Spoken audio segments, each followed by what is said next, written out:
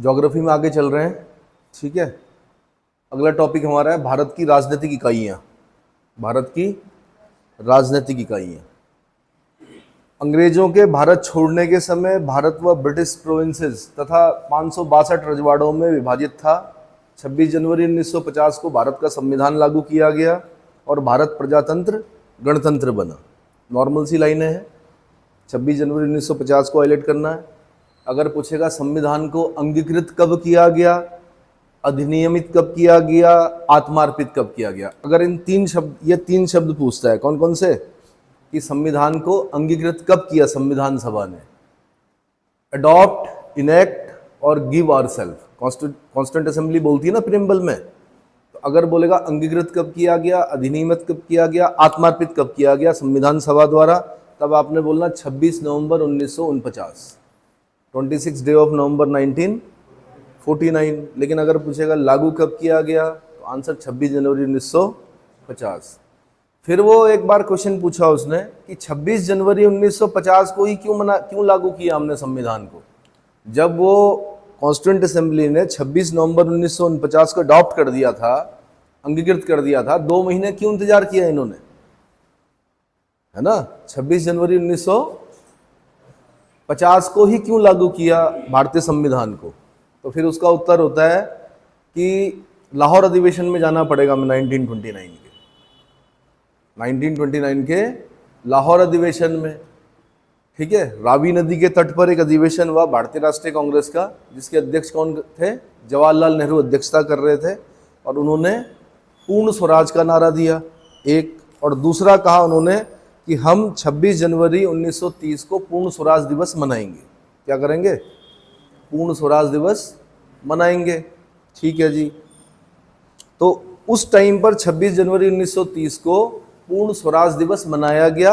या एक तरह से हम बोल सकते हैं कि अंग्रेजों के अधीन थे, स्वतंत्रता दिवस भी बोल सकते हैं उसको। वैसे पूर्ण स्वराज दिवस बोला जाता है उसको, क्या बोला जाता है, लेकिन मैं देख रहा था किसी पेपर में पूछा कि पहला जो स्वतंत्रता दिवस था अंग्रेजों के अधीन रहते हुए हमने कब मनाया था, तो तब हम आंसर देते हैं 26 जनवरी 1930। तो आपने पूर्ण स्वराज दिवस याद रखना है, 26 जनवरी 1930। अब इस ऐतिहासिक तिथि यानी 26 जनवरी का वेट किया गया। कॉन्स्टिट्यूंट असेंबली ने अंगीकृत, अधिनियमित, आत्मार्पित कर दिया 26 नवंबर 1949 को संविधान को, लेकिन लागू करने के लिए हमें उस ऐतिहासिक तिथि का इंतजार करना पड़ा, तब जाके हमने क्या किया, 26 जनवरी 1950 को संविधान लागू किया। इतना क्लियर हो गया, ठीक। अच्छा जी, प्रजातंत्र, गणतंत्र, इनके मतलब भी समझने हैं। जब मैं पॉलिटिकल लेक्चर दूंगा आपको तब मैं बताऊंगा कि प्रजातंत्र क्या होता है, गणराज्य क्या होता है ना, संपूर्ण प्रभुत्व संपन्न क्या होता है। अभी फिलहाल ज्योग्राफी पढ़ रहे हैं तो थोड़ा उसी हिसाब से। तदुपरांत 27 नवंबर 1947 को एस.के. धर की अध्यक्षता में 4 सदस्यीय भाषाई प्रांत आयोग का गठन किया गया।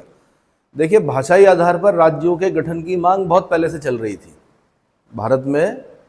जब देश आज़ाद हुआ उस समय तो और बढ़ गई कि भाई भाषाई आधार पर क्या होना चाहिए, राज्यों का गठन होना चाहिए। ब्रिटिशर्स ने तो अपने हिसाब से बनाए थे, जो ब्रिटिश प्रांत थे वो अपने हिसाब से बनाए थे, लेकिन यहाँ के लोग चाहते थे कि भाषाई आधार पर क्या हो, राज्यों का गठन हो। तो एस.के. धर की अध्यक्षता में 4 सदस्यीय आयोग बैठा, लेकिन इसने भाषाई आधार पर राज्यों के गठन की मांग को क्या कर दिया, अस्वीकार कर दिया। क्या कर दिया, इसमें नहीं लिखा हुआ, लेकिन एक कांग्रेस ने भी अपनी एक समिति बनाई, जेबीपी समिति। वहाँ से क्वेश्चन आता है कि जेबीपी समिति में कौन कौन थे, तो जेबीपी समिति में कौन थे, जवाहरलाल नेहरू थे, वल्लभ भाई पटेल थे, पट्टाभी सीतारमैया थे। ये क्वेश्चन आता है कौन कौन, जेबीपी, जवाहरलाल नेहरू, वल्लभ भाई पटेल और पट्टाभी सीतारमैया। उस समिति ने भी लगभग ये मान के चलो कि भाषाई आधार पर राज्यों का पुनर्गठन नहीं होना चाहिए। ठीक है, बल्कि ये बोला गया कि भाई प्रशासनिक सुविधा की दृष्टि से भौगोलिक आधार पर राज्यों का पुनर्गठन होना चाहिए, ताकि प्रशासन चलाने में क्या रहे, लगभग सबने एक जैसी बात कही। वो फिर पॉलिटी में क्लियर होगा कि किसने क्या कहा, पर हल्का सा समझने के लिए। ठीक है, फिर उसके बाद क्या हुआ, आंध्र प्रदेश में एक नेता थे पोट्टी श्रीरामल्लू। कौन थे, उन्होंने भूख हड़ताल कर दी, और मेरे ख्याल से 56 दिन की भूख हड़ताल के बाद उनकी क्या हो गई, मृत्यु हो गई। अब जब मृत्यु हो गई तो क्या हुआ, 1 अक्टूबर 1953 को भाषाई आधार पर आंध्र प्रदेश का गठन करना पड़ा तेलुगु भाषी राज्यों के लिए। आंध्र प्रदेश में कौन सी भाषा बोली जाती है? तेलुगु। तो तेलुगु भाषा भाषियों के लिए क्या कर दिया गया? आंध्र प्रदेश राज्य का गठन कर दिया। आपने डेट याद रखनी है कि भाषाई आधार पर गठित होने वाला पहला राज्य कौन सा है? आंध्र प्रदेश है। भाषाई आधार पर पहला राज्य जो गठित हुआ है ना, लिंग्विस्टिक, तो वो कौन सा था? आंसर आंध्र प्रदेश। इतना समझ में आ गया। और ये जल्दबाजी में लिया गया फैसला। जवाहरलाल नेहरू ने घोषणा कर दी कि भाई भाषाई आधार पर क्या है, पहला राज्य जो है वो कौन है? आंध्र प्रदेश का गठन। अब क्या हो गया? अन्य भाषा भाषियों की मांग और तेज हो गई। उन्होंने कहा भाई जब तेलुगु भाषियों को दे दिया तो हमें भी दो। फिर क्या हुआ? तेलुगु भाषियों के लिए पृथक राज्य के गठन के पश्चात अन्य भाषा भाषियों द्वारा अलग राज्य की मांग और भी तेज हो गई, जिस पर विचार करने के लिए 1953 में न्यायमूर्ति फजल अली, अब ये याद रखना आपने कि भाषाई आधार पर राज्यों के पुनर्गठन के लिए एक आयोग बनाया गया। उस आयोग के अध्यक्ष कौन थे? फजल अली आयोग थे। उसमें 2 अन्य सदस्य थे, के.एम. पणिक्कर और हृदयनाथ कुंजरू। ठीक है, के.एम. पणिक्कर और हृदयनाथ कुंजरू। तो फजल अली आयोग ने अपनी रिपोर्ट प्रस्तुत की। कब की? डेट देखिए, फिर डेट याद करनी पड़ती है। इस आयोग ने 30 दिसंबर 1955 को अपनी रिपोर्ट केंद्र सरकार को सौंप दी। अब जो आयोग होता है वो खाली क्या होता है? रिकमेंडेशन देना काम होता है उसका, मतलब अनुशंसाएं देना। उसको मानना ना मानना वो फिर सरकार के ऊपर निर्भर करता है। तो सरकार ने क्या किया? सारी मतलब ठीक है रिकमेंडेशन को माना, लेकिन फजल अली आयोग ने जो कहा था एज इट इज नहीं माना। उसमें कुछ संशोधन करके एक एक्ट पास कर दिया, भाषाई आधार पर राज्य पुनर्गठन अधिनियम। एक तो हो गया भाषाई आधार पर राज्य पुनर्गठन आयोग। क्या आयोग? उसकी स्थापना कब पढ़ रहे हैं हम? डेट पढ़ी थी ना हमने? नहीं, ये 1953 ये गठित हुआ। लेकिन जब एक्ट बोलेगा कि भाषाई आधार पर राज्य पुनर्गठन अधिनियम कब पारित हुआ, तब आपने बोलना 1956। कब? भाषाई आधार पर राज्य पुनर्गठन आयोग यानी फजल अली आयोग का गठन कब हुआ? 1953। भाषाई आधार पर राज्य पुनर्गठन अधिनियम कब पास हुआ? 1956। ठीक है, आगे ये राज्य पुनर्गठन अधिनियम 1956 पारित किया गया। इस अधिनियम के अनुसार 14 राज्य और 6 केंद्र शासित प्रदेश क्या किए गए? का गठन किया गया। अब यहाँ पे एक क्वेश्चन वो पॉलिटी में पढ़ते हैं हम कि फजल अली ने कितने कहे थे और ये जो अधिनियम है इसमें कितने बने, डिफरेंस क्या था? भाई फजल अली ने अपनी रिकमेंडेशन दी होगी ना, उसमें कितने राज्य कितने केंद्र शासित प्रदेश बोले थे, और जब अधिनियम पारित हुआ तब कितने राज्य और कितने केंद्र शासित प्रदेश हुए। तो ये आपके लिए होमवर्क है, इसको ढूंढिए कि फजल अली ने क्या रिकमेंडेशन की थी, फजल अली आयोग ने। ठीक है, उक्त अधिनियम के प्रवर्तन के पश्चात भी नए राज्यों का गठन क्रम जारी रहा। जम्मू कश्मीर, आगे देखिए, मेरे बोलने से पहले बढ़ा दिया करो भाई, ये तो अंडरस्टूड है। जम्मू कश्मीर पुनर्गठन अधिनियम 1919 के तहत केंद्र सरकार ने जम्मू और कश्मीर राज्य को 2 केंद्र शासित प्रदेशों में विभक्त किया, यथा जम्मू और कश्मीर। ये कहां से आ गया? ये कहां से आया? छोटा करो इसको, छोटा करो, पूरा छोटा करो पेज को, पेज को छोटा करो भाई।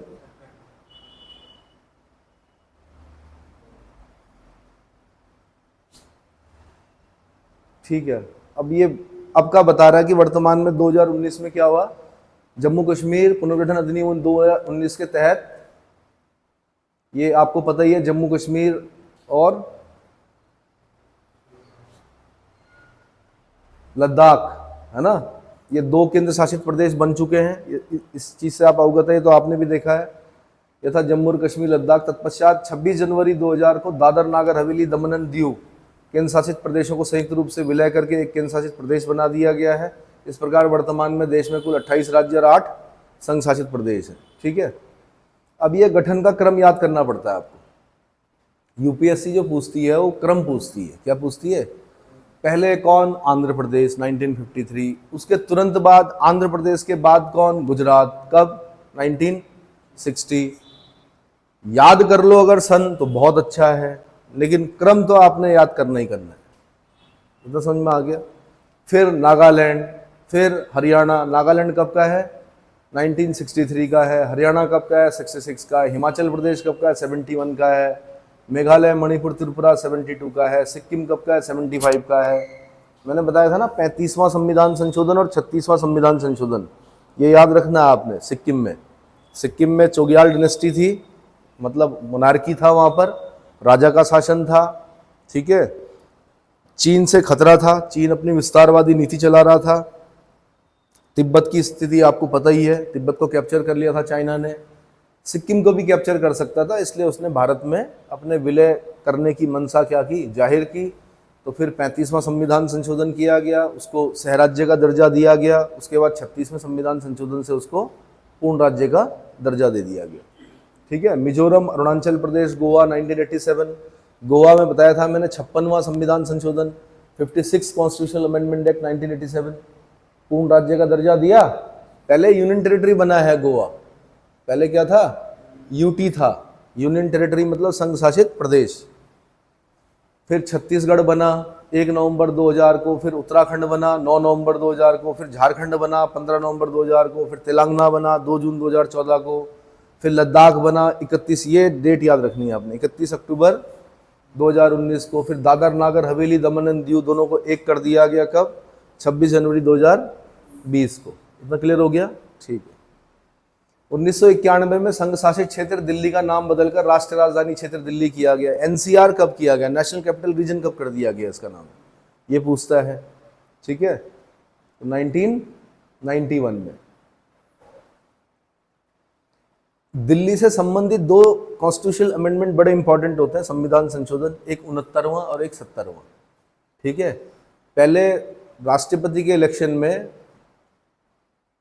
दिल्ली की विधानसभा के चुने हुए सदस्य भाग नहीं लेते थे, लेकिन 70वें संविधान संशोधन सन 1991,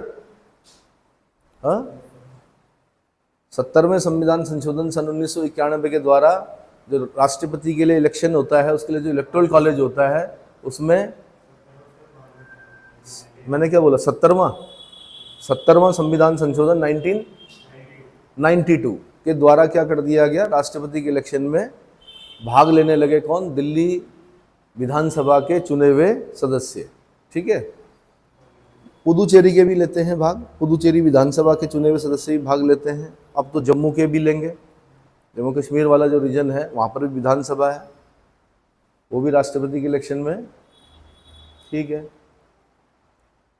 1991 में संघ शासित क्षेत्र दिल्ली का नाम बदलकर राष्ट्रीय राजधानी क्षेत्र दिल्ली कर दिया गया। आपसे क्वेश्चन पूछेगा कि दिल्ली का नाम बदलकर एनसीआर कब किया गया? आंसर 1991 में। ध्यातव्य कि उत्तर पूर्वी राज्यों में 7 बहनों, 7 सिस्टर्स मैंने बता रखी हैं आपको। मैप रीडिंग जब आप करेंगे भारत की तो उसमें बता रखा है मैंने, अरुणाचल प्रदेश, असम, मेघालय, मणिपुर, मिजोरम, नागालैंड, त्रिपुरा। इनमें त्रिपुरा सबसे छोटा, अरुणाचल प्रदेश सबसे बड़ा राज्य है। 7 सिस्टर्स में सबसे बड़ा कौन है क्षेत्रफल की दृष्टि से? अरुणाचल प्रदेश। और सबसे छोटा कौन है? त्रिपुरा। ठीक है, असम की सीमा 7 राज्यों वेस्ट बंगाल, अरुणाचल प्रदेश, नागालैंड, मणिपुर, मिजोरम, त्रिपुरा, मेघालय से मिलती है। मैंने मैप रीडिंग में बता रखा है याद करने का तरीका क्या होता है, ऐसे में याद नहीं होता है। ठीक है, एक डायग्राम बनाना पड़ता है, बीच में असम लिखना है, उसको टच करने वाले जितने भी राज्य हैं एक फूल जैसा बनाकर वो लिखना पड़ता है, तब वो क्या होता है? विजुलाइज करके याद करना बोलते हैं उसको, मतलब वो याद हो जाता है जल्दी। वैज्ञानिक विधि वही है। असम भूटान तथा बांग्लादेश की सीमाओं से भी सीमा से, और मिजोरम बांग्लादेश तथा म्यांमार की सीमा से लगा है।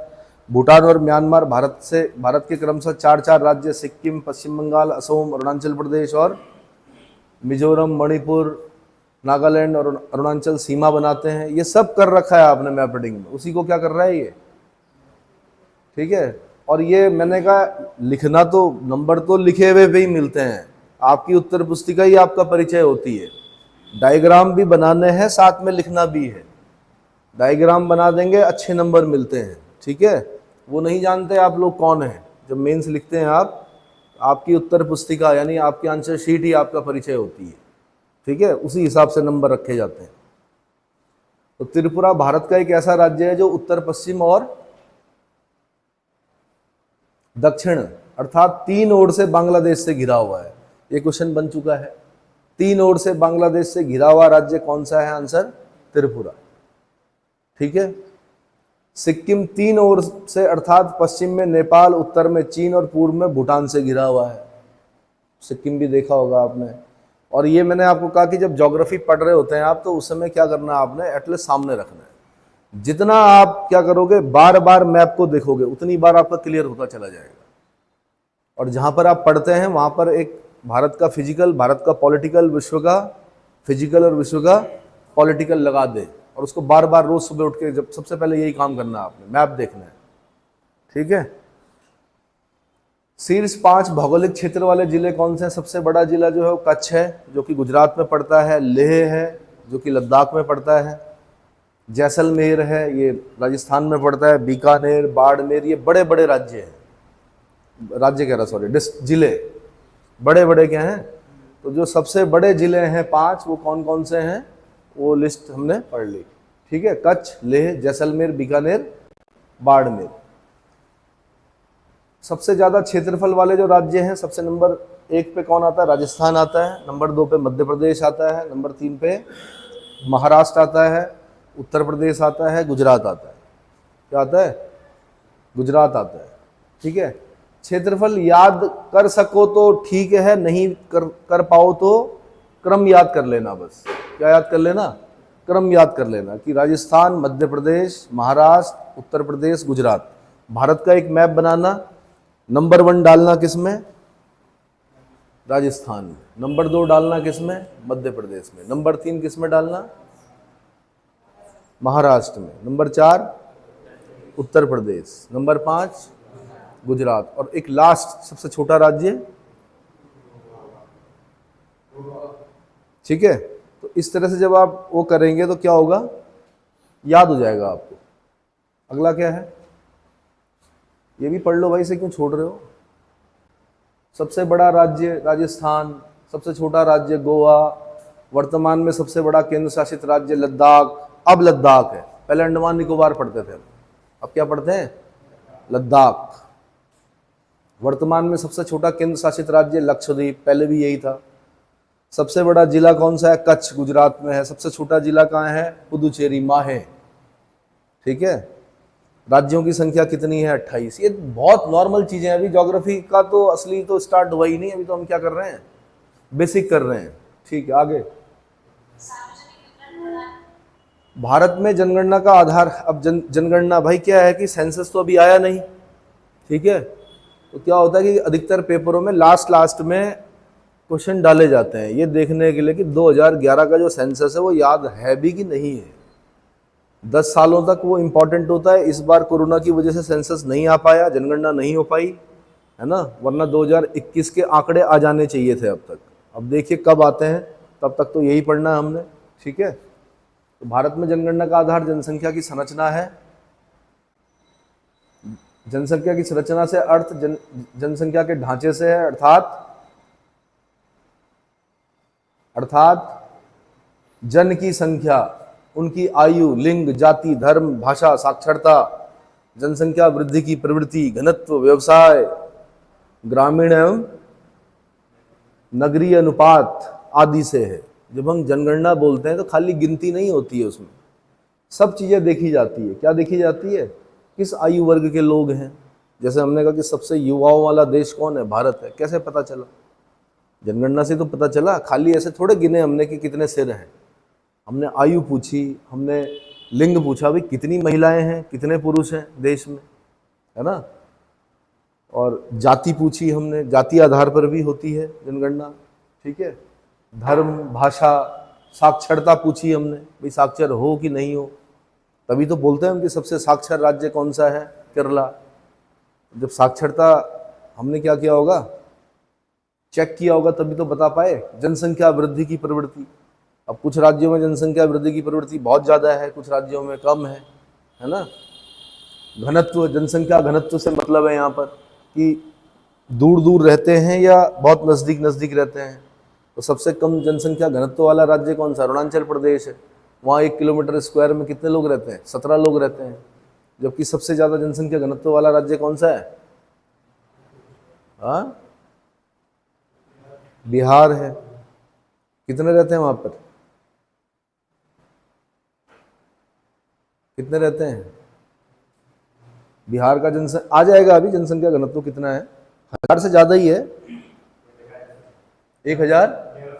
1106, 1106 व्यक्ति पर किलोमीटर स्क्वायर, यानी 1 किलोमीटर स्क्वायर में इतना हौच पौच है। जनसंख्या क्या है, ज़्यादा है, जगह क्या है, कम है ना। अच्छा जी, फिर क्या है, यहाँ इन्हीं सब तथ्यों का अध्ययन करना हमने। 2 कालखंडों में प्रमाणित 15वीं जनगणना का कार्य 30 मार्च 2011 को संपन्न हुआ। 31 मार्च 2011 को गृह सचिव जी के पिल्ले की उपस्थिति में महापंजीयक व जनगणना आयुक्त, अब ये पूछता है कि जनगणना आयुक्त कौन थे उस समय 2011 में, आंसर चंद्रमौली, कौन, सी चंद्रमौली। और गृह सचिव कौन थे, आंसर जी के पिल्ले, ठीक है। अच्छा, अनंतिम आंकड़ा यानी प्रोविजनल डेटा जारी किया गया था। अंतरिम आंकड़ों को जारी होने में लगभग 2 वर्ष बाद 30 अप्रैल 2013 को अंतिम आंकड़े, फाइनल जो डेटा आता है वो आता रहता है, 1 साल 2 साल 3 साल तक आता रहता है। फाइनल डेटा जो आया वो कब आया, 30 अप्रैल 2013 को। एक साथ जनगणना नहीं हो पाती है, कुछ क्षेत्र ऐसे होते हैं जहाँ पे बर्फबारी होती है, कुछ क्षेत्र ऐसे होते हैं जहाँ पर कुछ दिक्कतें चल रही होती है ना, तो फाइनल आंकड़े आने में समय लगता है। तो ये फाइनल आंकड़े पढ़े जाते हैं, पहले अंतरिम आंकड़े पढ़े जाते हैं, फिर लास्ट में जब फाइनल आंकड़े आ जाते हैं तो उन्हीं को अगले 6-7 साल तक क्या करना पड़ता है, पेपरों में आते हैं, वो याद करने पड़ते हैं। पुनः मणिपुर के सेनापति जिले के 3 उपखंडों के वास्तविक आंकड़ों को शामिल करने के बाद 7 जनवरी 2014 को संशोधित एवं वास्तविक आंकड़े प्रकाशित किए गए, ठीक है। मणिपुर के सेनापति जिले के 3 उपखंडों के वास्तविक आंकड़ों को शामिल करने के बाद फिर दोबारा लास्ट फाइनल जो आया, मणिपुर का बचा हुआ होगा सेनापति जिले का, तो 7 जनवरी 2014 को संशोधित और वास्तविक आंकड़े प्रकाशित है। जनगणना 2011 के अनुसार देश में सर्वाधिक जनसंख्या वृद्धि दर वाले 2 जिले क्रमशः कौन से हैं, अरुणाचल प्रदेश और पुदुचेरी के क्रमशः कुरंगकुमे और यनम। सर्वाधिक जनसंख्या वृद्धि वाले 2 जिले, तो एक है अरुणाचल प्रदेश का कुरंगकुमे, कितनी है वहां पर, 111.01%, ये याद करना है। यनम 77.15%, 77.15%, ठीक है। जनगणना 2011 के अंतिम आंकड़ों के अनुसार देश में न्यूनतम जनसंख्या वृद्धि दर वाले जिले नागालैंड के लांगलेंग -58.39% और कीफरे -30.50%, ठीक है। फिर 2011 के अंतिम आंकड़े के अनुसार भारत के 2 सर्वाधिक वृद्धि दर वाले राज्य केंद्र शासित क्रमशः दादर नागर हवेली और दमन एंड दीव, कितना 55.9%, दमन एंड दीव कितना 53.8%। याद तो करना ही पड़ेगा। देखिए, जो एस्पिरेंट होता है ना, वो याद करने से भागता है कि भाई याद ना करना पड़े बस, लेकिन पेपर जो निकलेगा वो तो याद करके ही निकलेगा, आंकड़े तो याद करने ही पड़ेंगे, ठीक है।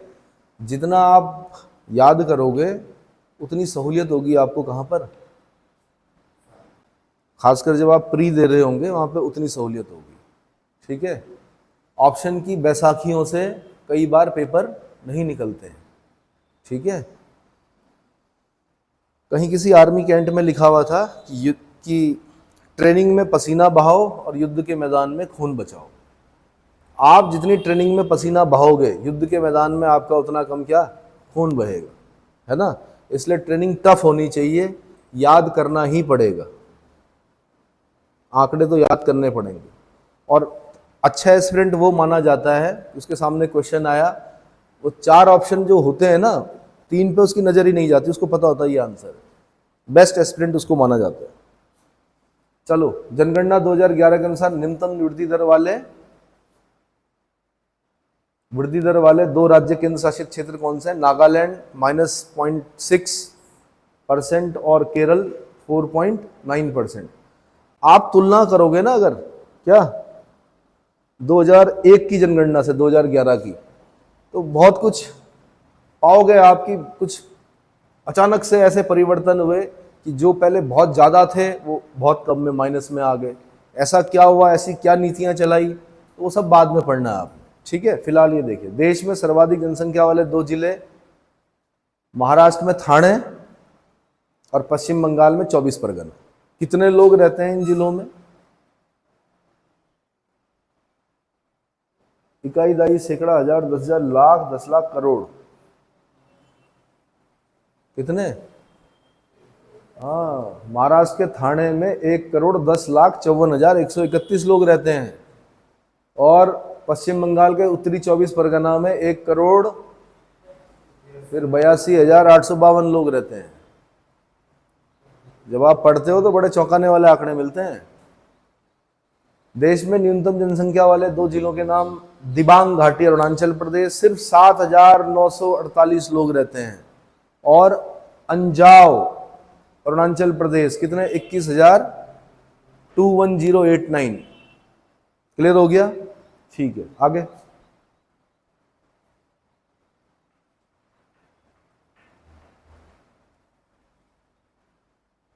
जनगणना के महत्वपूर्ण तथ्य।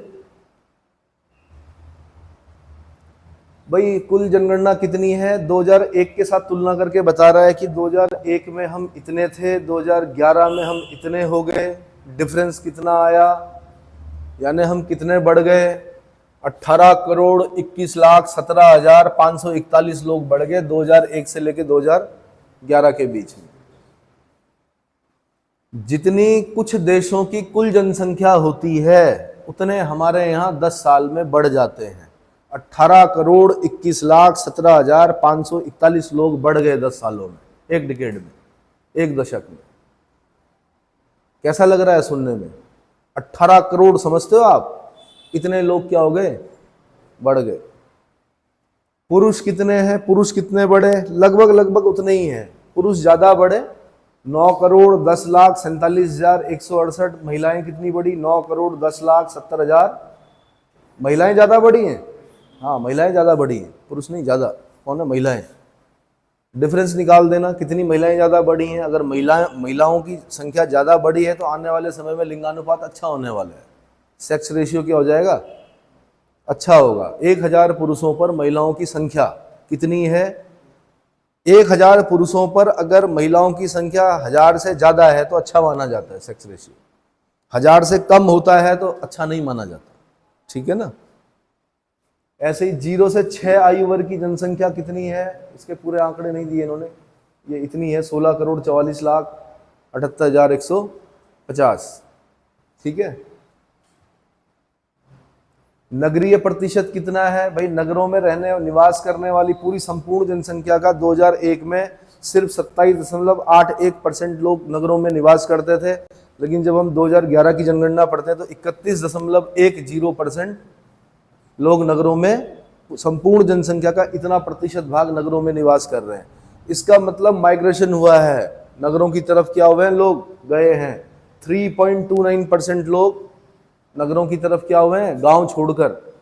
और उत्तराखंड तो आपके सामने उदाहरण है। गांव पर क्या है? मकानों पर ताले लग चुके हैं। सब लोग किस तरफ को आ रहे हैं? मैदानी इलाकों की तरफ आ रहे हैं, नगरों की तरफ आ रहे हैं। क्यों आ रहे हैं? शिक्षा, स्वास्थ्य, रोजगार, अच्छा जीवन स्तर प्राप्त करने के लिए, है ना। अच्छी शिक्षा, ये मानना है कि अच्छी शिक्षा नगरों में ही मिलेगी। अच्छा स्वास्थ्य, जो सुविधाएं हैं वो नगरों में मिलेंगी। अच्छा रोजगार जो मिलेगा वो नगरों में ही मिलेगा। और हालांकि सरकार विभिन्न योजनाओं के माध्यम से माइग्रेशन को रोकने का प्रयास करती है, पलायन को, है ना। सरकार कहती है कि भाई हम मनरेगा दे रहे हैं आप, लेकिन मनरेगा से काम नहीं चल रहा है। उसको नीचे नगरों में आकर अच्छा पैसा मिल रहा है तो वो रोजगार की तलाश में कहाँ आ रहा है? नीचे आ रहा है। फिर दशकीय वृद्धि दर बड़ा इंपॉर्टेंट होता है भाई। दशकीय वृद्धि दर ये बढ़ना नहीं चाहिए। ये पहले 21.54 था, अब 17.70 है। ये अच्छे संकेत है, ये घटना चाहिए। दशकीय वृद्धि दर क्या होनी चाहिए? घटने के बावजूद हम 18,21,00,000 बढ़ गए। अगर ये बढ़ जाता, 21.54 से ज्यादा हो जाता यहाँ पर दशकीय वृद्धि दर, तो फिर तो पता नहीं कितने हो जाते हैं। तब तो हम 2011 में ही क्या कर लेते, पार कर जाते चाइना को। समझ में आ रहा है? आपने कौन सा फाइनल डेटा याद रखना है, 2011 का 17.70 क्या है, क्या है, 10 की वृद्धि दर है, -3.84% की कमी आई है, जो कि अच्छा संकेत है। क्या है? अच्छा संकेत है इस देश के लिए। वार्षिक वृद्धि दर परसेंट में तो पहले 1.97 थी, अब कितनी है, 1.64। आपने ये याद रखना है। साथ में ये याद रखना है कि कितना डिफरेंस है, तो -0.33% का, ये भी अच्छे संकेत है। ठीक है। लिंगानुपात कितना है, पहले 933 था, 1000 पुरुषों पर 933 महिलाएं थी, अब 1000 पुरुषों पर 943 महिलाएं हैं। ये भी अच्छा संकेत है कि 10 बढ़ गया, यानी 1000 पुरुषों पर 10 महिलाएं क्या हो गई हैं, बढ़ गई हैं। तो बहुत अच्छी बात है ये। अभी हाँ जी, 1000 क्या, देखिए जब तक फाइनल डेटा नहीं आता सेंसस का तब तक कुछ भी बताना क्या है।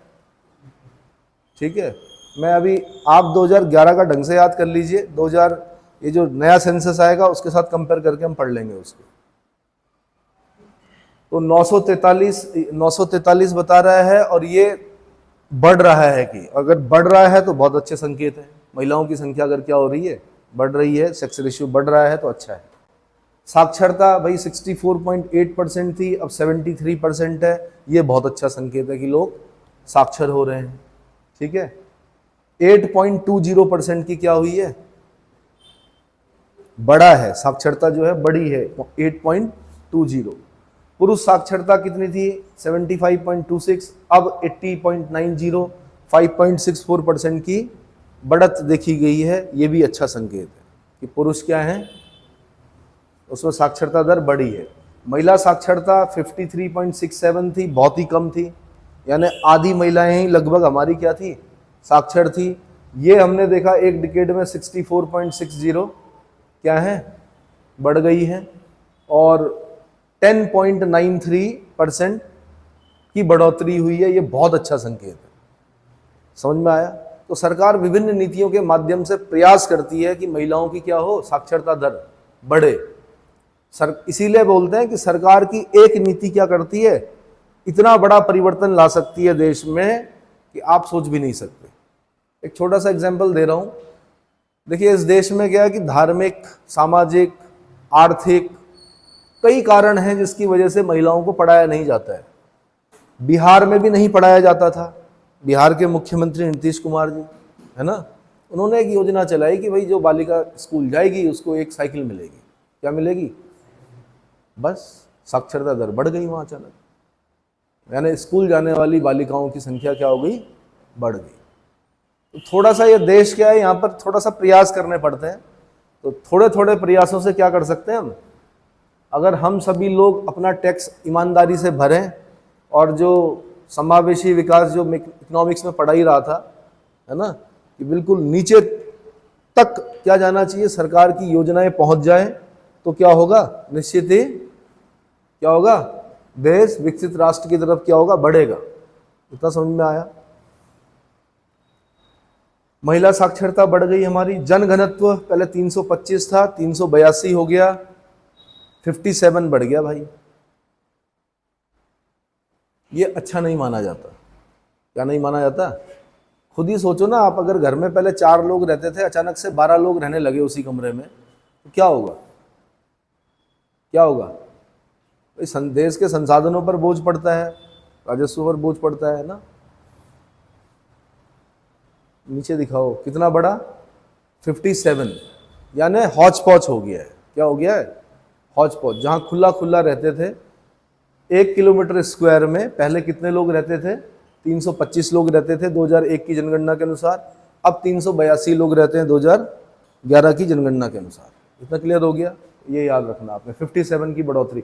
यहां से भी पूछता है वो, जनघनत्व में कितने की बढ़ोतरी हुई है, आंसर 57 की बढ़ोतरी। और अभी तो आपने उत्तराखंड के साथ कंपेयर करके पढ़ना है, जो उत्तराखंड की तैयारी कर रहे हैं, उत्तराखंड का भी पढ़ना है आप। ठीक है जी, आगे सबसे बड़ा राज्य राजस्थान, सबसे छोटा राज्य गोवा, वर्तमान में सबसे बड़ा केंद्र शासित प्रदेश लद्दाख, सबसे छोटा केंद्र शासित प्रदेश लक्षद्वीप, है ना, ये तो पढ़ लिया। सबसे बड़ा राज्य उत्तर प्रदेश। जनसंख्या की दृष्टि से जनसंख्या सबसे ज्यादा कहाँ की है? उत्तर प्रदेश की है।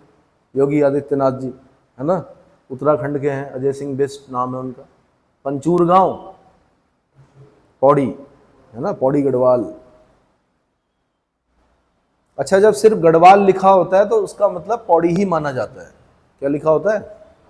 अगर माना कहीं पर गढ़वाल लिखा है तो उसका मतलब ये माना जाता है कि पौड़ी गढ़वाल। ठीक है, चलो आगे दिखाओ भाई क्या क्या है।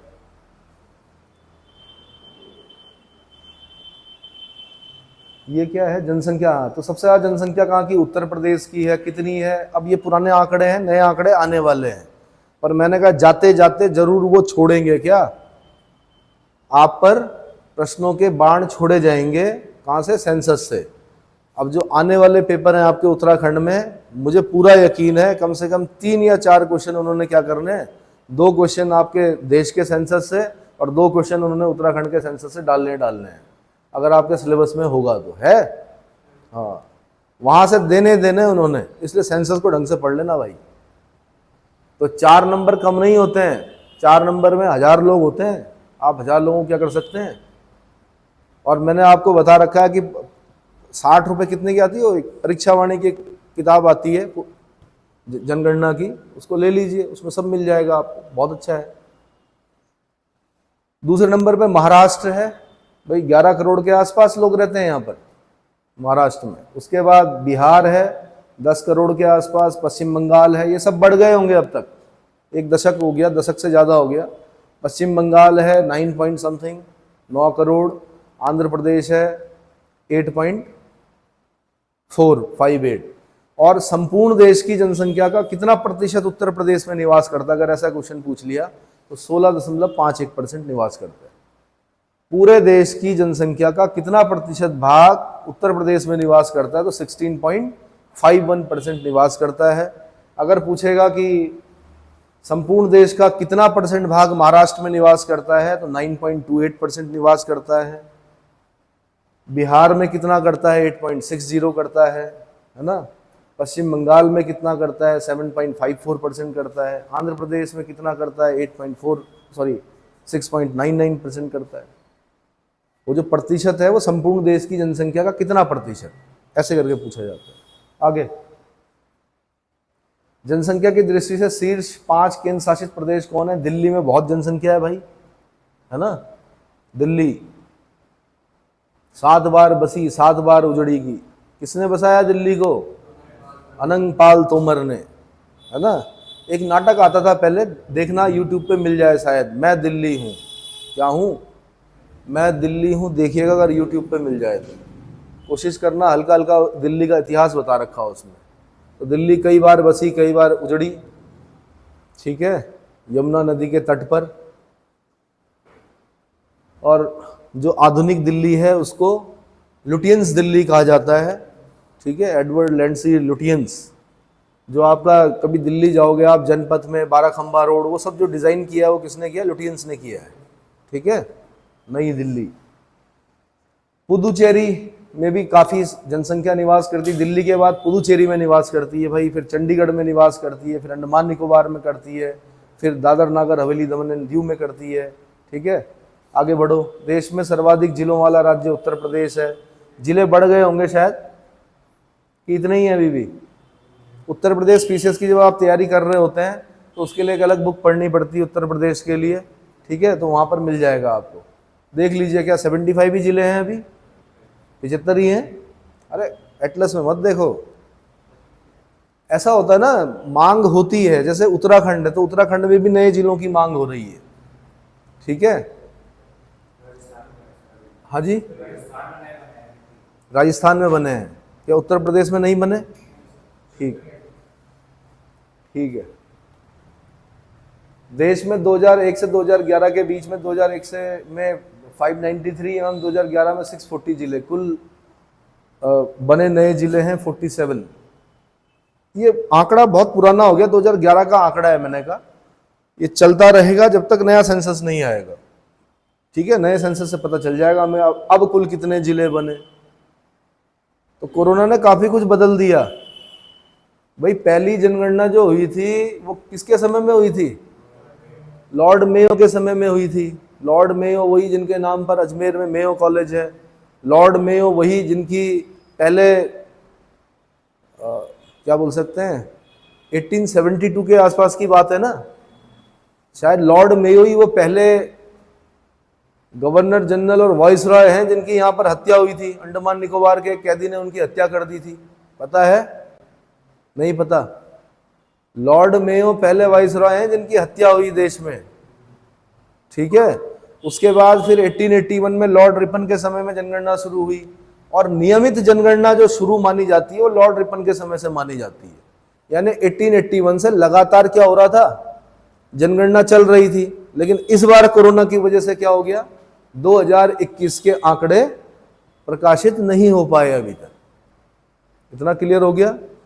और एक और क्वेश्चन बनता है कि इस पूरे सेंसस में एक ऐसा टाइम आता है जबकि हमारी जो दशकीय वृद्धि दर है वो माइनस में जाती है। उसको महान विभाजक वर्ष भी बोलते हैं जनगणना के इतिहास में। तो 1921 1911 से 1921 के बीच में क्या हुआ? जो दशकीय वृद्धि दर है वो माइनस में देखी गई, मतलब कम हुई है। मतलब पहले से हमेशा हमारे यहाँ बढ़ते हुए दिखी है, लेकिन 21 में हमारे यहाँ क्या हुई है? घटते हुए दिखी है। समझ में आया? तो जनगणना के इतिहास में महान विभाजक वर्ष किसे बोला जाता है? आंसर 1921 को बोला जाता है। और एक और दिक्कत आने वाली है भाई, 2026 तक एक संविधान संशोधन किया गया था ना, जिसमें बोला गया था कि लोकसभा, राज्यसभा, विधानसभाएं जितनी भी उनकी सीटें यथावत रहेंगी 2026 तक। और उसमें एक चीज और लिखी हुई थी कि 2021 के जनगणना के सुसंगत आंकड़े प्रकाशित होने के बाद 2026 में, या 2026 के बाद शायद 2026 तक तो यथावत रहेगी, 2026 में जनगणना के सुसंगत आंकड़े प्रकाशित होने के बाद परिवर्तन हो सकता है। तो आप लोग ऐसी पीढ़ी में हो जब आप क्या देखोगे? लोकसभा की सीटें बढ़ते हुए देखोगे। मतलब जैसे आज हम पढ़ते हैं ना कितनी की मैक्सिमम 552 हो सकती हैं जी। बैठते कितने? 545 बैठते हैं। दो वो जो एंग्लो इंडियन होते थे उनको बिठाने की प्रथा, जो नॉमिनेशन वाला जो कंसेप्ट था, राष्ट्रपति की ओर से नॉमिनेट होते थे दो एंग्लो इंडियन, आर्टिकल 331 से वो प्रथा भी समाप्त हो गई, ठीक है। तो अब आप देखेंगे लोकसभा की सीटें क्या होंगी? बढ़ेंगी। राज्यसभा की सीटें भी क्या होंगी? जैसे अभी हम पढ़ते हैं 250 मैक्सिमम हो सकते हैं, 245 बैठते हैं, तो लेकिन आप देखेंगे बढ़ेंगी वो भी। ऐसे ही आपकी विधानसभाओं की भी क्या होगी? सीटें बढ़ेंगी, अभी नहीं, 2026 के बाद, ठीक है। ठीक है जी, फिर क्या है? देश में इस दशक के दौरान सर्वाधिक 8 नए जिले जहां बने वह राज्य जम्मू कश्मीर, कुल 22 जिले। लद्दाख यूटी के बाद जम्मू कश्मीर यूटी में कुल जिले 20 रह गए, ठीक है। 2 जिले कहाँ चले गए? लद्दाख में चले गए। जनगणना 2011 के अंतिम आंकड़े के अनुसार देश में न्यूनतम जनसंख्या वृद्धि वाले जिले क्रमशः नागालैंड के लांगलेंग और कीफरे -58 पॉइंट, ठीक है। आगे बढ़ो।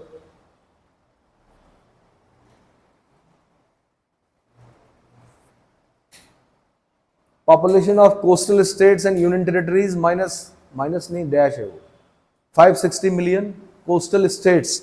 अब कोस्टल स्टेट्स कौन है? जिनके सागरों से सीमाएं लगी हुई, ठीक है। जैसे गुजरात हो गया आपका, क्या महाराष्ट्र हो गया, गोवा हो गया, कर्नाटक, केरल, तमिलनाडु, है ना, आंध्र प्रदेश, है ना, उड़ीसा।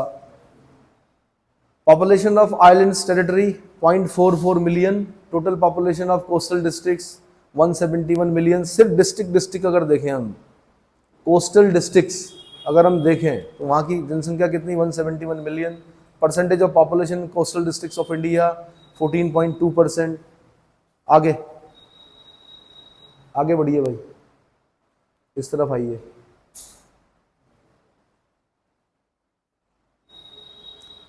सर्वाधिक लिंगानुपात केरल में है 1084, वहाँ पर 84 महिलाएं क्या हैं, ज़्यादा हैं 1000 पुरुषों पर। सबसे कम लिंगानुपात हरियाणा 879, जो कि चिंताजनक है। क्या है? चिंताजनक है। सर्वाधिक केंद्र शासित लिंगानुपात पुदुचेरी 1037, यानी पुदुचेरी में 37 महिलाएं ज़्यादा हैं 1000 पुरुषों पर। सबसे कम केंद्र शासित लिंगानुपात दमन एंड दीव 618, बहुत ही कम है, बहुत ही अति अति चिंताजनक 618, है ना। सर्वाधिक शिशु लिंगानुपात वाला राज्य एवं केंद्र शासित प्रदेश, तो सर्वाधिक शिशु लिंगानुपात वाला कौन है? अरुणाचल प्रदेश में 972। आप देख रहे होंगे जहां पर सुविधाएं नहीं है, ठीक है, लिंग परीक्षण की या एबॉर्शन सेंटर्स की कमी है, वहां पर देख रहे होंगे आप अपने आप ही जनगणना क्या है। और खासकर अगर जनजातीय समुदाय है तो वहां पर लड़के और लड़की में विभेद नहीं किया जाता। देख रहे हैं, ये कुछ ज्यादा समझदार लोग जो होते हैं ना, जो बालिकाओं को जन्म नहीं लेने देते। चलो, अरुणाचल प्रदेश में 972 और अंडमान निकोबार द्वीप समूह में 968। न्यूनतम शिशु लिंगानुपात वाला राज्य एवं केंद्र शासित प्रदेश कौन है? तो न्यूनतम शिशु लिंगानुपात कहाँ है? हरियाणा में 834। और राज्य एवं केंद्र शासित प्रदेश, राज्य जो है हरियाणा है, केंद्र शासित प्रदेश जो है दिल्ली है। दिल्ली में कितना है? 871। ये भी अच्छा नहीं है, ठीक है। सर्वाधिक जनघनत्व कहाँ का है? बिहार का है, 1106 लोग 1 किलोमीटर स्क्वायर में रहते हैं। सबसे कम जनघनत्व कहाँ है? अरुणाचल प्रदेश में 17 लोग रहते हैं, खुले खुले जिसे बोलते हैं। सर्वाधिक केंद्र शासित जनघनत्व दिल्ली में है, 11320। सबसे कम केंद्र शासित जनघनत्व अंडमान निकोबार, कितना? 46, है ना। अंडमान निकोबार में 46। अरुणाचल प्रदेश में देख रहे होंगे 17। अच्छा, एक चीज देखी होगी आपने, जो पहाड़ के लोग होते हैं, पहाड़ी प्रदेशों के लोग होते हैं, वो तेज तेज बोलते हैं। उनकी आवाज क्या होती है? मतलब जब बात भी कर रहे होंगे तो तेज बोलते हैं। कारण क्या है? कारण भूगोल है। क्या है? वही बचपन से ही दूर दूर है घर।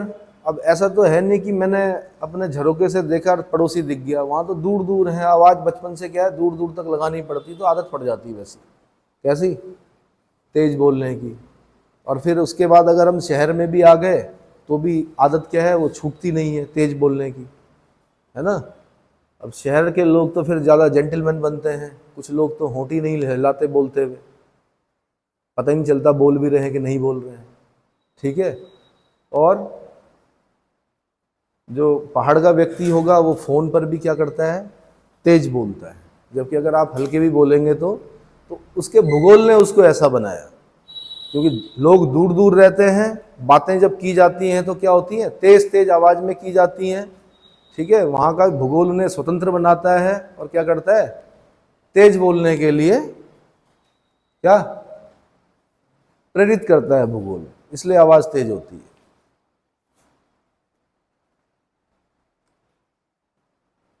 शादियों के कार्ड नहीं, अब तो हर जगह दिए जा रहे हैं, पहले तो सिर्फ आवाज मारी जाती थी। क्या? आ जाओ भाई। क्या है? गांव में क्या करते थे पहले? आवाज दी जाती थी कि भोजन का समय हो गया है, हर परिवार से इतने इतने लोग, 2 लोग या 1 लोग क्या करें? भोजन करने आए, बारात आ चुकी है। समझ में आ रहा है? चलो, साक्षरता की दृष्टि से 2011 में सर्वाधिक साक्षरता केरल की है 94%। सबसे कम साक्षरता बिहार की है 61.80। ये बड़ा दुर्भाग्य है, लेकिन कमाल की बात है कि इतनी कम साक्षरता से भी कई लोग क्या बनते हैं वहाँ? IAS बनते हैं। सर्वाधिक केंद्र शासित साक्षरता, मतलब सर्वाधिक साक्षरता वाला केंद्र शासित प्रदेश कौन है? लक्षद्वीप 91.80%। न्यूनतम साक्षरता वाला केंद्र शासित प्रदेश कौन है? दादर नागर हवेली 76.20%। ठीक है। केंद्र शासित प्रदेशों की संख्या कितनी है? 8। देश में जिलों की कुल संख्या कितनी? 640। 2011 की जनगणना के अनुसार 2021 के जब अगली जनगणना आएगी तो उसमें बढ़ जाएंगे ये, ठीक है। गांवों की कुल संख्या कितनी है? 6.41 लाख। जनसंख्या की दृष्टि में सबसे छोटा राज्य कौन है? सिक्किम। सबसे कम जनसंख्या कहाँ की है? सिक्किम। क्षेत्रफल की दृष्टि से सबसे छोटा राज्य गोवा है, लेकिन जनसंख्या की दृष्टि से सिक्किम, सबसे कम जनसंख्या सिक्किम की है। मरकत द्वीप की संज्ञा किसको कहा जाता है? मरकत आइलैंड। आंसर अंडमान निकोबार द्वीप समूह। हैदराबाद का जुड़वा नगर सिकंदराबाद है। कोच्चि का जुड़वा नगर किसे कहा जाता है? एर्नाकुलम। ये सब क्वेश्चन बने हुए हैं भाई। किस प्रदेश में सर्वाधिक जिले बनाए गए हैं? उत्तर प्रदेश में। किस राज्य में सर्वाधिक शहरी जनसंख्या निवास करती है? महाराष्ट्र में। अब नए आंकड़े आएंगे तब पता चलेगा कहाँ निवास। जनसंख्या में सर्वाधिक शहरी प्रतिशत वाला राज्य कौन सा है? गोवा। ये ध्यान देना कि सबसे ज्यादा शहरी जनसंख्या महाराष्ट्र में निवास करती है, और शहरी जनसंख्या प्रतिशत वाला राज्य, सर्वाधिक शहरी जनसंख्या अगर प्रतिशत लग गया तब गोवा है। गोवा में भले ही कम लोग रहते हैं, पर जितने भी रहते हैं अधिकतर लोग शहरों में रहते हैं। यानी अगर गोवा में 100 लोग रहते हैं माना, तो 62 लोग कहाँ रहते हैं? शहरों में रहते हैं। इतना समझ में आ गया। लेकिन संख्या में अगर देखेंगे तो सर्वाधिक जो संख्या नगरीकृत जनसंख्या की संख्या, शहरों में रहने वाली जनसंख्या है सर्वाधिक, वो कहाँ है? महाराष्ट्र में। 2011 की जनगणना के अनुसार देश की कुल नगरीय जनसंख्या कितनी है? 377.1 मिलियन, यानी 31.1% लोग नगरों में निवास करते हैं। 2001 की तुलना में शहरी जनसंख्या के अनुपात में 2011 में कितनी वृद्धि हुई? 3.4% की वृद्धि। वही ऊपर से डेटा निकाल के दे रहा है, वहीं से क्वेश्चन बने हुए सारे। इतना क्लियर हुआ? ठीक है। 2001 से 11 के दशक में मिलियन प्लस नगर संकुलनों, नगरों की जनसंख्या की वार्षिक वृद्धि दर कितनी थी? 3.95%। 2011 के जनगणना अनुसार 40 लाख से अधिक जनसंख्या वाले, हाँ ये क्वेश्चन पूछता है भाई, 40 लाख से अधिक जनसंख्या वाले 9 महानगरों में देश की नगरीय जनसंख्या कितना प्रतिशत निवास करती थी? लगभग 23.80%। 9 महानगरों में। इसीलिए तो हौच पौच हो गया भाई। क्या हो गया? 2001 से 11 के दशक में 9 महानगरों की जनसंख्या वृद्धि दर कितनी रही? 3.23%। 53 मिलियन प्लस नगरीय संकुलन नगरों में सर्वाधिक नगरीय संकुलन किस राज्य में है? उत्तर प्रदेश तथा केरल में, दोनों में 7-7। तदुपरांत महाराष्ट्र में 6, मध्य प्रदेश, गुजरात और तमिलनाडु में 4-4, है ना। 53 मिलियन प्लस। फिर आता है नगरीकरण। क्या आता है? ठीक है।